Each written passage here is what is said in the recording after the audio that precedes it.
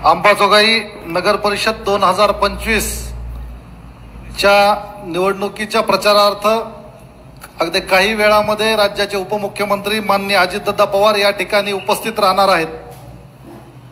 या सभेसाठी उपस्थित असलेले व्यासपीठावरील व व्यासपीठासमोरील सर्व मान्यवर आणि मतदार बंधू भगिनींनो, आम्ही राष्ट्रवादी काँग्रेस पार्टी शरदचंद्र पवार पक्ष या निवडणुकीमध्ये माननीय राजकिशोर मोदी यांच्या पाठीशी भक्कम उभे आहोत हेच सांगण्यासाठी मी या ठिकाणी उभा आहे। खरं तर राज्य पातळीवर या दोन्ही पक्ष वेगवेगळे असताना या शहरामध्ये आम्ही आघाडीत जायचा निर्णय का घेतला, त्याचं पहिलं कारण ह्या शहराचा चेहरा धर्मनिरपेक्षतेचा आहे।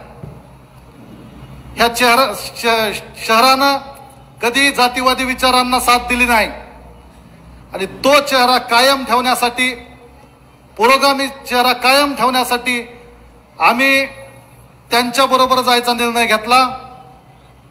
त्याचबरोबर गेल्या 20-25 वर्षामध्ये जेव्हा जेव्हा निवडणुका झाल्या तेव्हा राजकिशोर मोदी साहेब आणि पृथ्वीराज साठे हे दोनच बहुतांश वेळा नगराध्यक्ष म्हणून नगरपालिकेत राहिले आणि त्यांच्या काळामध्ये नगरपालिका ही सर्वसामान्य माणसाची संस्था वाटायची। अतिशय सामान्य माणूस नगरपालिकेमध्ये अतिशय अभिमानानं त्या ठिकाणी जायचा। हीच नगरपालिका त्या काळामध्ये संत गाडगे बाबा अभियान असेल किंवा वेगवेगळ्या गोष्टीमध्ये राज्यामध्ये प्रथम होण्याचं काम झालं। अतिशय चांगला कारभार यांनी केला, त्यामुळे शहराचा विकास करण्यासाठी आम्ही त्यांच्याबरोबर गेलेलो आहोत। तिसरी गोष्ट तुम्हाला माहिती, गेल्या विधानसभेपासून खरं तर दोन्ही पक्षाचे कार्यकर्ते आपण मिळून काम करतोय। माननीय पृथ्वीराज साठे साहेबांच्या प्रचारात सुद्धा या ठिकाणी राजकिशोर मोदी साहेब असतील, बबन भैया लोमटे असतील, यांनी समोर येऊन आम्हाला साथ दिली। त्यामुळं आम्ही निर्णय घेतला की आम्ही देखील पापा मोदी यांच्या बरोबर खंबीरपणे साथ देऊ। आघाडीची चर्चा चालू झाली तेव्हा खरं तर आमची अपेक्षा या ठिकाणी जास्त जागा मिळेल अशी होती, परंतु 2-4 जागा कमी झाल्या तरी हरकत नाही, परंतु या ठिकाणी जातीवादी धर्मवादी पक्षाची सत्ता या ठिकाणी आली नाही पाहिजे हा विचार करून आम्ही राष्ट्रवादी काँग्रेस पक्षाबरोबर राहिलोत। आणि या ठिकाणी मला खात्री आहे येत्या 2 तारखेला या लोकविकास महाआघाडीची सत्ता या नगरपालिकेवर निश्चित येईल याची मला खात्री आहे। आज अजितदादा पवार या ठिकाणी येत आहेत, आम्ही सगळ्यांनी त्यांच्याबरोबर पण काम केलंय। एक धडाडीचा निर्णय घेणारा नेता म्हणून महाराष्ट्रात परिचित आहे। एकदा शब्द दिला की पाळणारा नेता म्हणून महाराष्ट्रामध्ये परिचित आहे।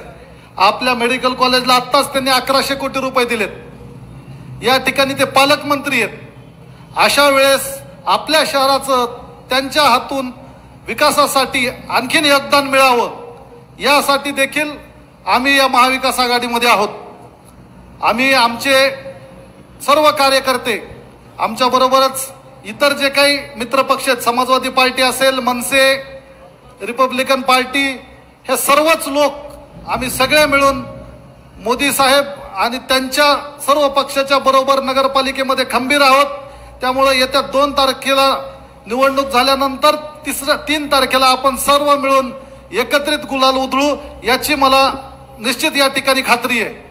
आमच्या पक्षाच्या वतीने देखील आम्ही जेव्हा दादा येतील तेव्हा अंबाजोगाईच्या विकासाच्या प्रश्नावर पृथ्वीराज साठे साहेब असतील, आमचे राजेसाहेब देशमुख असतील, तालुका अध्यक्ष अमर देशमुख असतील, आम्ही सगळे देखील त्यांना अंबाजोगाईच्या विकासामध्ये आणखीन भरीव योगदान देण्याचं, अर्थमंत्री म्हणून आमच्या ताटामध्ये जास्त वाढण्याचं आम्ही देखील मागणी या ठिकाणी करू, एवढंच मी या ठिकाणी सांगतो। आणि मी आपल्या सर्वांना विनंती करतो की येत्या 2 तारखेला नगर परिषदेचे अध्यक्षपदाचे उमेदवार माननीय राजकिशोर मोदी साहेब, 26 तारखेला आपल्याला चिन्ह मिळणार आहे, त्या चिन्हावर बटन दाबून विजयी करा।